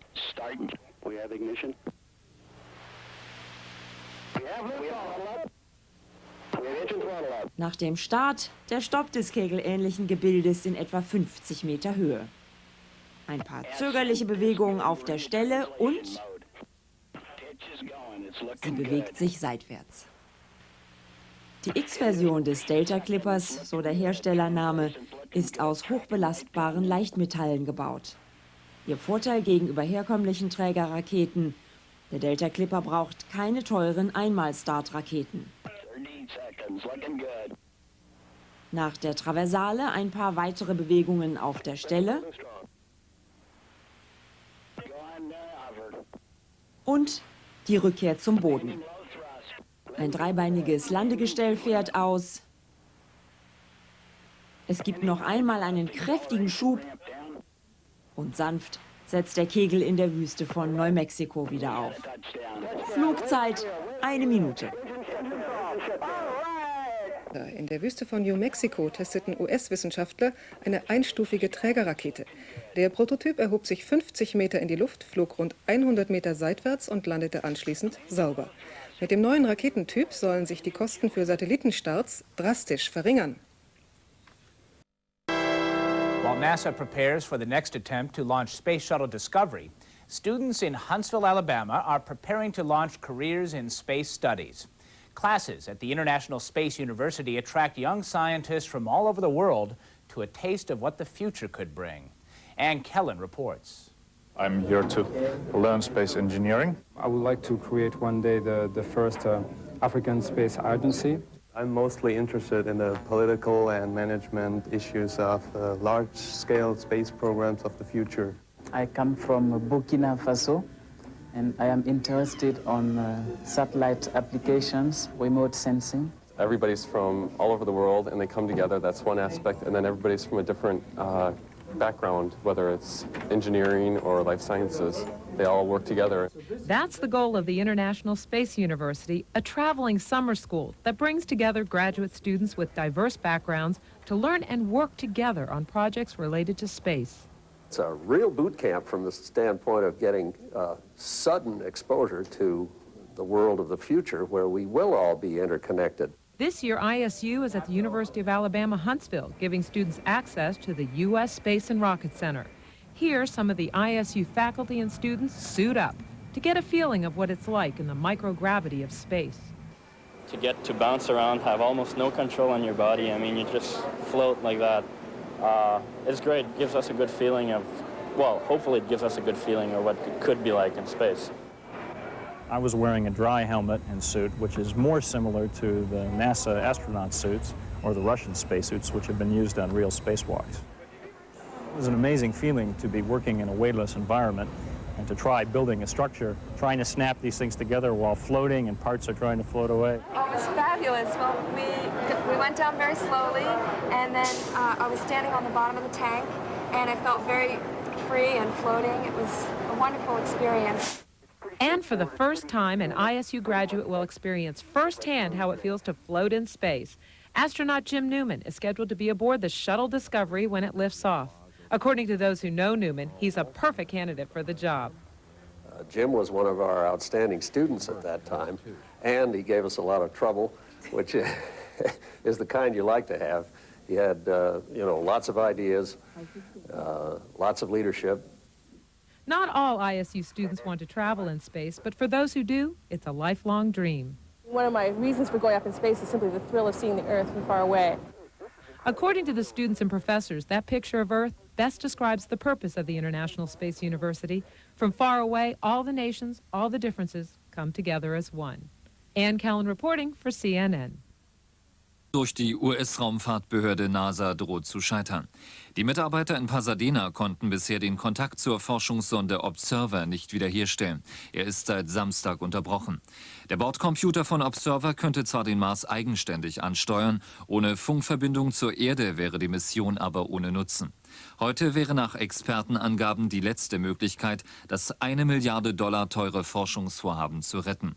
Es ist das erste amerikanische Mars-Projekt seit 17 Jahren. Enter orbit around Mars. Ground controllers who've made last-ditch efforts to regain contact with the observer are hoping it will enter orbit automatically today. NASA officials say if it doesn't, the nearly $1 billion mission is essentially over. Während eines Manövers zur Drosselung der Treibstoffzufuhr war am Samstag der Funkkontakt zur Sonde abgebrochen. Observer soll am Abend in die Marsatmosphäre eintreten. Kommt die Verbindung nicht rechtzeitig zustande, wird die Sonde möglicherweise an dem Planeten vorbeirasen. Das Projekt hat die USA $1 Milliarde gekostet. Der am Samstag abgebrochene Funkkontakt wurde bisher nicht wiederhergestellt. Heute sollte der Satellit in die Mars-Umlaufbahn einschwenken. Kommt die Verbindung nicht mehr zustande, wird die Mission ein milliardenschwerer Rückschlag für die US-Raumfahrt. Der Start am 25. September vergangenen Jahres verlief ohne Fehler. Die Trägerrakete brachte die Mars-Sonde wie geplant in den Weltraum. In der Mars-Umlaufbahn soll Observer mit Hilfe eines Infrarot-Messgerätes die Gashülle des Erdnachbarn erforschen. Weiter erhoffen sich die Wissenschaftler neue Erkenntnisse über die Jahreszeiten auf dem roten Planeten. Experten versuchen jetzt in Abständen von 20 Minuten, den Kontakt zur Sonde wiederherzustellen. Vor 17 Jahren scheiterte schon einmal eine Mars-Mission der Amerikaner, die $1 Milliarde kostete. Die Mars-Mission der US-Raumfahrtbehörde NASA droht zu scheitern. Die Wissenschaftler haben den Funkkontakt zu der $1 Milliarde teuren Raumsonde Observer seit Samstag verloren, ausgerechnet kurz vor dem geplanten Einschwenken in die Umlaufbahn um den roten Planeten. Im NASA-Kontrollzentrum in Pasadena hofft man noch, Observer wieder auf Kurs bringen zu können. Im Moment jedoch weiß man noch nicht einmal, wo der Satellit fliegt. Der Ärger begann am vergangenen Samstag, als NASA-Ingenieure den Funkkontakt zu Observer kappten, um unplanmäßige Vibrationen in dem Satelliten zu verringern. Das Problem jetzt: die Funkgeräte lassen sich nicht wieder einschalten. Seit 25. Februar ist Observer unterwegs. Kurz vor Eintritt in eine Umlaufbahn über den Mars trat der Fehler auf, nach einer Reise von bereits 720 Millionen Kilometern. Informationen über die Oberfläche sollten aus der Mission mit Hilfe einer hochempfindlichen Kamera gewonnen werden. Etwa 380 Kilometer über dem Mars sollte auch dessen chemische Zusammensetzung untersucht werden. Wenn wir es nicht schaffen, die Sonde in eine Umlaufbahn um den Mars zu bringen, dann ist die Mission gescheitert, erklärte der NASA-Versuchsleiter. Der Verlust von Observer wäre ein fataler Schlag für die gesamte Raumfahrt.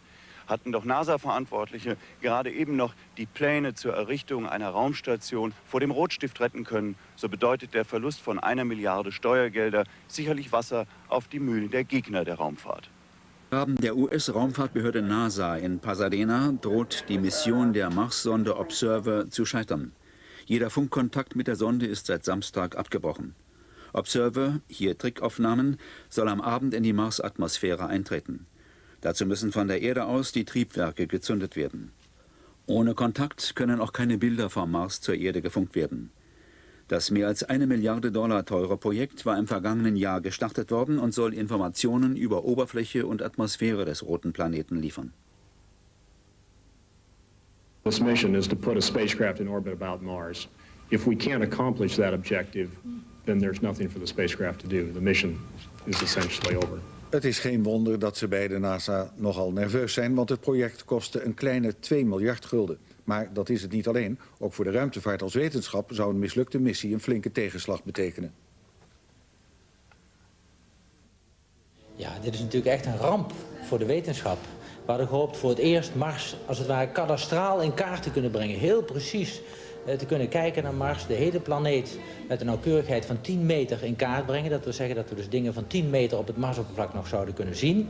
En op basis van deze informatie zouden we verder gaan met volgende onbemande missies en uiteindelijk met de bemande reis naar Mars. Nu is de wetenschap afhankelijk van de volgende reizen naar Mars, die door de Russen zullen worden uitgevoerd in 1995 en 1997. Maar zelfs de Russen zijn enigszins gedupeerd. Zij zouden ook gebruik maken van de Observer als doorgeefluik van informatie. Meine Damen und Herren, es ist jetzt 22 Uhr und etwas über 10 Minuten. Und wenn nicht alles täuscht, dann ist soeben ein sehr ehrgeiziges und vor allem sehr teures Forschungsprojekt im Weltraum gescheitert. Gegen 22 Uhr unserer Zeit nämlich hätten die Bordraketen der amerikanischen Raumsonde Mars Observer gezündet werden müssen, um sie auf eine Umlaufbahn um den Planeten Mars zu schicken. Aber die Sonde ist verschwunden. Jedenfalls hat die NASA den Funkkontakt zu ihr verloren. Nun kennen wir ja Fotos vom Mars aus den 70er Jahren schon und die haben uns neugierig gemacht, insbesondere alle, denen die kleinen grünen Männchen einfach nicht aus dem Kopf wollen. Die amerikanische Sonde sollte nun mit neuester Fototechnik genauer nachschauen. Doch vorerst wird der Mars nun wohl geheimnisvoll bleiben, so ist zu befürchten. Ich verabschiede mich bis morgen. Klaus Walter über die missglückte Mission. Marsmenschen üben zumindest in Hollywood-Produktionen Faszination aus. Ob nun wirklich Leben auf dem fernen Planeten herrscht, das sollte Observer auf seinem Flug erkunden. Wo sich die Sonde derzeit befindet, können die NASA-Experten nicht genau sagen. Projektmanager Sam Dallas beruhigt jedoch, Observer existieren noch, fremde Kräfte hätten die Finger nicht im Spiel. Fraglich sei nur, wo er fliege. Right orientation and will those engines perform the right change in speed? 3, 2, 1 and liftoff. Seit Ende September vergangenen Jahres ist Observer unterwegs in Richtung zu dem roten Planeten, wie der Mars genannt wird. 17 Jahre Vorarbeit stecken in dem Flug. Die Kommunikation war zwar schon mehrfach unterbrochen, doch so ernst wie diesmal war die Situation während der 720 Millionen Kilometer Reise noch nie. Projektkosten in Höhe von 1 Milliarde Dollar stehen auf dem Spiel. Observer sollte in Umlaufbahnen etwa 380 Kilometer über dem Mars Informationen über dessen Oberfläche und dessen Atmosphäre sammeln. Kurz vor Erreichen der Bahnen traten die Probleme auf. Für künftige Raumfahrtmissionen ist der Observerflug von immenser Bedeutung. Mit Fotoeinrichtungen hätte man zum Beispiel auch feststellen können, wie die Oberfläche des Mars beschaffen ist und ob es irgendwelche Naturkräfte wie zum Beispiel Wasser gibt. Any mission you want to send to Mars from here on out Für NASA-Wissenschaftler Bevan French sollte während dieses Fluges praktisch die Landkarte für alle weiteren Missionen entstehen. Die Projekte von Amerikas Raumfahrtagentur NASA stehen derzeit unter keinem guten Stern. Nach zahlreichen Pannen mit unbemannten Satelliten und Schlampereien im Space Shuttle-Programm, die zu einem regelrechten Weltraumstau geführt haben, fragen sich Politiker, wie realistisch die Forschungspläne eigentlich noch sind. Ich glaube nicht, dass wir die Grenze des Machbaren überschritten haben. Wir haben hohe Anforderungen an uns selbst gestellt. Wenn sie einfacher wären, könnte sie jeder erreichen. Wir wussten, dass wir was riskieren.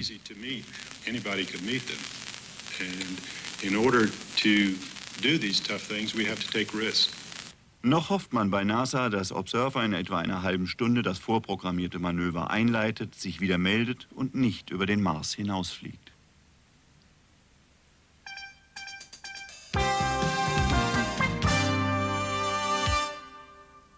With no sign of life.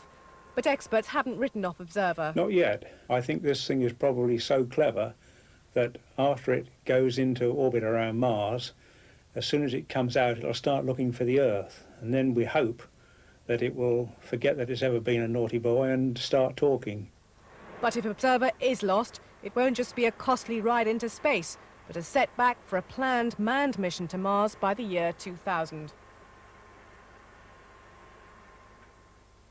Selbst anschaltet. Dann könnte die seit Samstag bestehende Funkstille zwischen Erde und Observer durchbrochen werden. In diesem Glücksfall wäre nicht nur das $1 Milliarde Projekt gerettet, sondern auch das Ansehen der NASA. Noch immer keine Nachricht von Observer. Die Marssonde hätte in der Nacht in die Umlaufbahn des roten Planeten einschwenken sollen. Doch seit Samstag warten die Experten in der Leitstelle der NASA vergeblich auf ein Funksignal. Mittlerweile wird nicht mehr ausgeschlossen, dass eine Explosion an Bord der Sonde die Verbindung unterbrochen hat. Eine Gruppe von Wissenschaftlern um den ehemaligen NASA-Berater Richard Hoagland hat eine andere Erklärung für die Funkstille zwischen Erde und Observer. Die NASA soll ihre eigene Mission sabotiert haben, um den Beweis außerirdischen Lebens unmöglich zu machen. Denn vor 17 Jahren fotografierte die Sonde Viking eine Formation auf der Marsoberfläche, die wie ein riesiges, lächelndes Gesicht aussieht. Die Symmetrie des Gebildes lässt für die Wissenschaftler um Hoagland den Schluss zu, hier waren Außerirdische am Werk.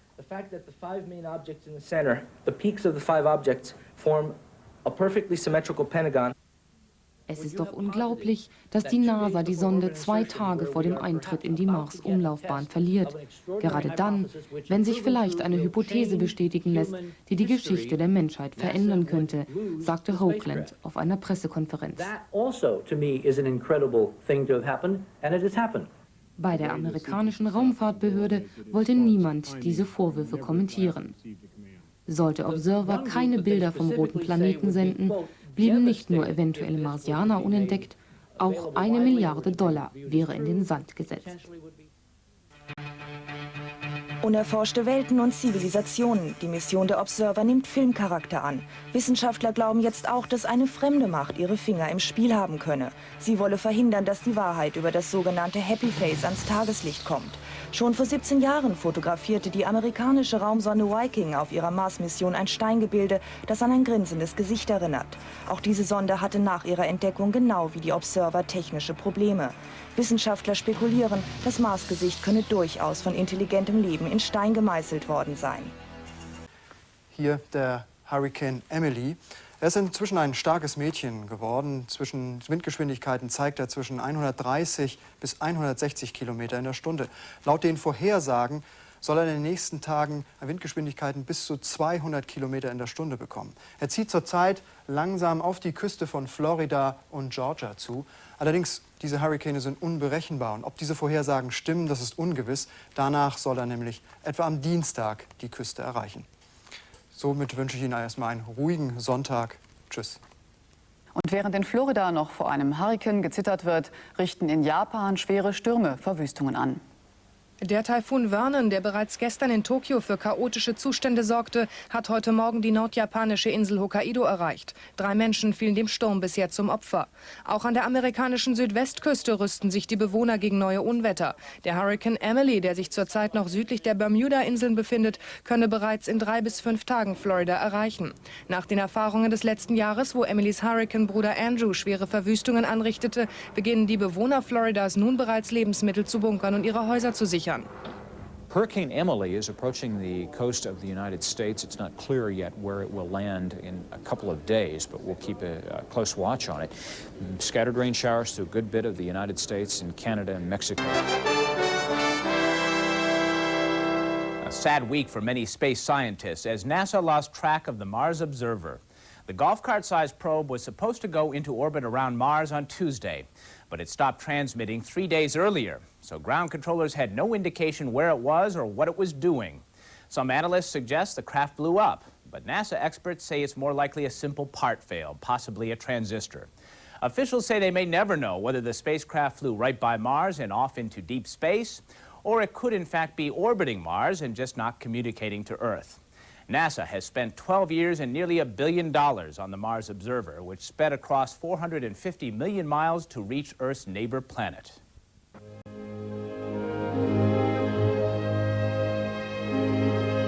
The Red Planet. An object of human fascination for centuries, and the source of many a tale about extraterrestrial life. NASA's last visit to the planet was in 1976, when the twin Viking probe sent back spectacular computer-enhanced images and checked the soil for signs of life. So anticipation had been building for the Mars Observer, the satellite designed to make the first ever detailed map of the planet. It was launched last September and was supposed to go into orbit this week. And liftoff of the Titan III rocket with the Mars Observer and America's return to the Red Planet. It was operating perfectly well before then, absolutely normally.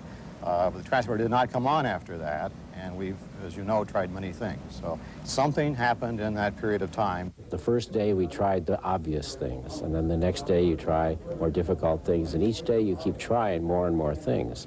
And so after a while you begin to lose options.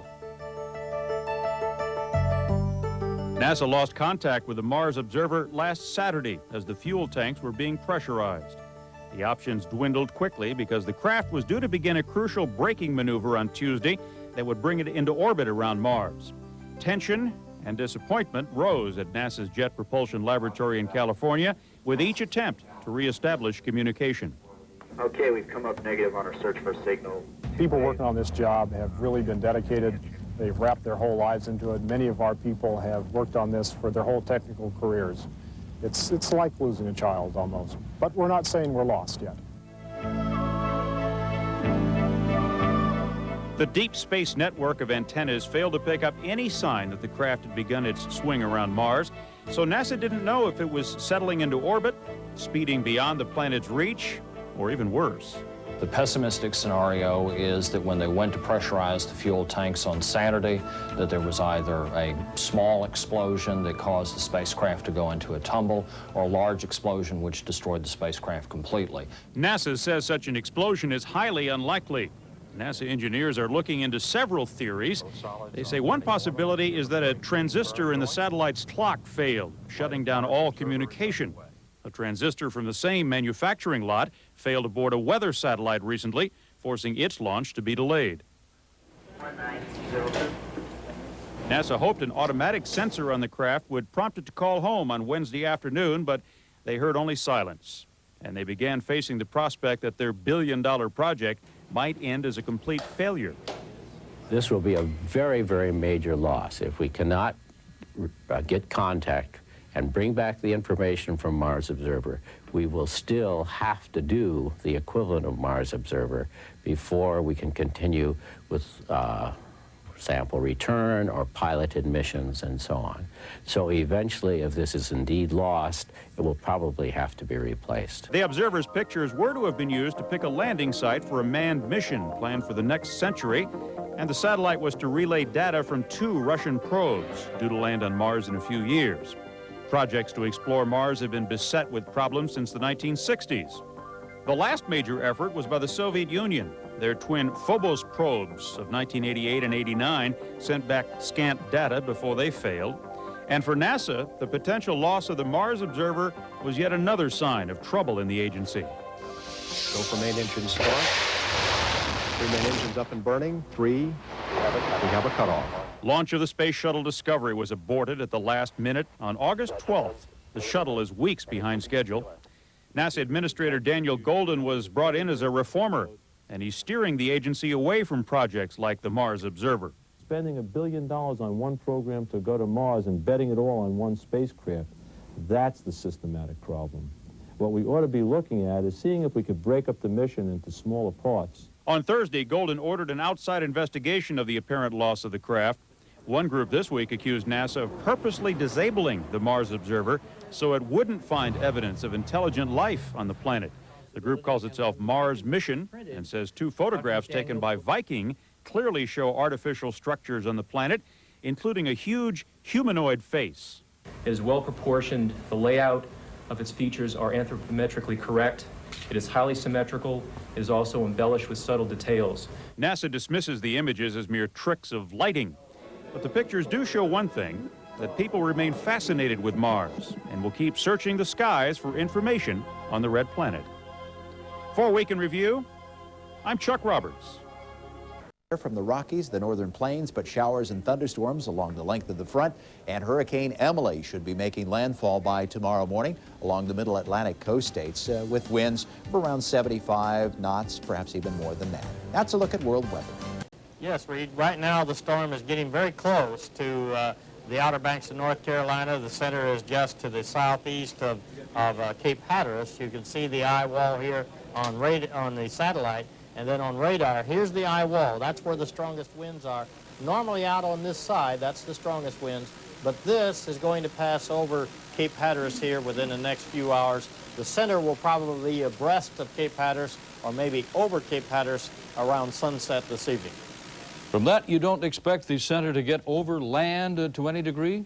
Just over the Hatteras area, and then as it moves northward, right along the Outer Banks, maybe portions of it over the Outer Banks. But then north of there, we think the center will stay just slightly offshore and then turn more toward the north-northeast. By the time it gets up abreast of the Maryland-Delaware area, the cold front's going to come down, and then we think it's going to accelerate rapidly out towards the northeast away from shore. All right, Dr. Sheets, thank you very much for keeping us up to date on it. Looking at international weather conditions, we first talk about what is happening with Hurricane Emily. Emily has been threatening the mid-Atlantic coastal sections of the United States with winds right around 115 miles per hour. It's expected that the storm will continue to move towards the north but not move any closer to shore. At least that is what is anticipated. Some areas and coastal sections of North Carolina saw as much as 6 inches of rainfall, or about 150 millimeters. In the forecast, this frontal system sweeps across the northeast and New England. This should be taking Emily further away from land, but stormy skies along the Gulf Coast region back across Texas and New Mexico, and stormy skies across Canadian border states as well. Zwar fegte der Hurricane Emily mit 170 Stundenkilometern über die Outer Banks. Außer einigen zerstörten Dächern richtete er aber keinen Schaden an. Inzwischen nähert sich Emily den nördlich gelegenen Staaten Virginia und Maryland. Meteorologen sagen das Abdrehen des Hurrikans auf dem Atlantik voraus. Wohin Emily weiterziehen wird, ist noch unklar. In den gefährdeten Regionen wurde vorsorglich der Notstand ausgerufen. Der erwartete Hurricane Emily drehte ab, kurz bevor er die Küste des US-Bundesstaates erreicht hatte. Die Ausläufer richteten nur geringe Schäden an. Der Wirbelsturm mit Windgeschwindigkeiten von 180 Stundenkilometern bewegt sich jetzt weiter in Richtung Norden. Der Katastrophenschutz geht aber davon aus, dass Emily auch dort die Küstenstädte verschonen wird.